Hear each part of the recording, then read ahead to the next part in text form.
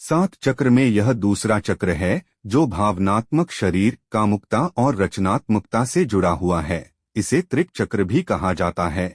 यह वह स्थान है जहां हमारे कर्मों का भंडार ग्रह है और इस चक्र में सुस्ती, भावहीनता और खतरा छिपा होता है। इसलिए जब इस चक्र को जागृत करते हैं तो हम अधिक सतर्क हो जाते हैं और थकान की आशंका भी कम होती है।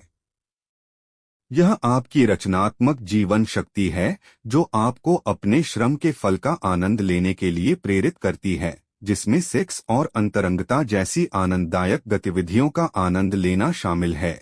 स्वाधिष्ठान चक्र पर काम करके आप अपनी रचनात्मकता में बढ़ोतरी करते हैं।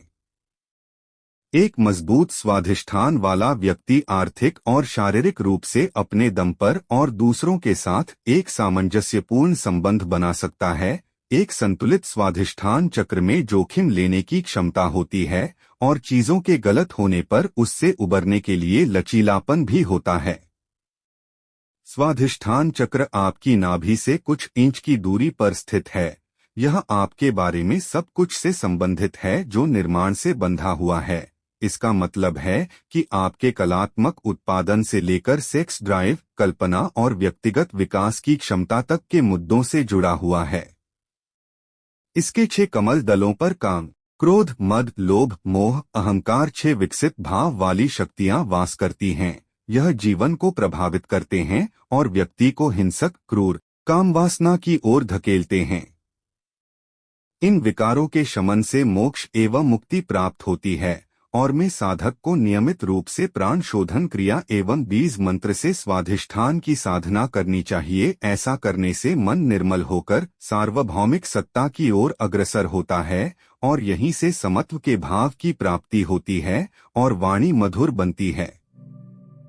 एक असंतुलित स्वाधिष्ठान चक्र के शारीरिक लक्षणों के संकेत इस प्रकार दे सकते हैं: कम ऊर्जा, मूत्राशय की तकलीफ, कामेच्छा में कमी, एलर्जी के लक्षणों में वृद्धि। यह पता लगाने के लिए कि आपका स्वाधिष्ठान चक्र किस कारण से अवरुद्ध किया गया है, इस बात का पता लगाना काफी मुश्किल होता है।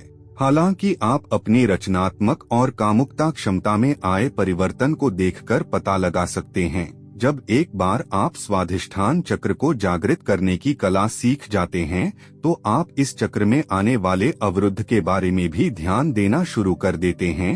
हालांकि बताई गई तकनीकों के माध्यम से आप स्वाधिष्ठान चक्र को जागृत कर सकते हैं। चक्र को संतुलित करने के लिए कुछ विधियां हैं। स्वाधिष्ठान चक्र का बीज मंत्र बम है। इस मंत्र को सहज होकर बैठे और इसके जाप करने से यह चक्र जागृत होने लगता है। ध्यान करने से भी यह शीघ्रता से जागृत होता है। किसी भी शांत और शुद्ध वातावरण में बैठें, फिर दोनों हाथों को ज्ञान मुद्रा में रखें और आंखें बंद करें और रीढ़ को सीधा करके बैठें। इसके बाद अपनी धीमी, गहरी और लंबी सांस लेते और छोड़ते रहें। फिर अपने शरीर को पूरी तरह से आराम दें। इसके बाद स्वाधिष्ठान चक्र के स्थान पर ध्यान केंद्रित करते हुए नारंगी रंग के प्रकाश की कल्पना करें।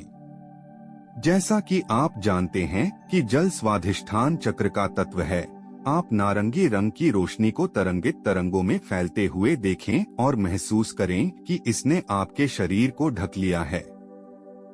इस प्रक्रिया के दौरान आपको प्रसन्नता, निष्ठा, आत्मविश्वास और ऊर्जा महसूस होने लगेगी।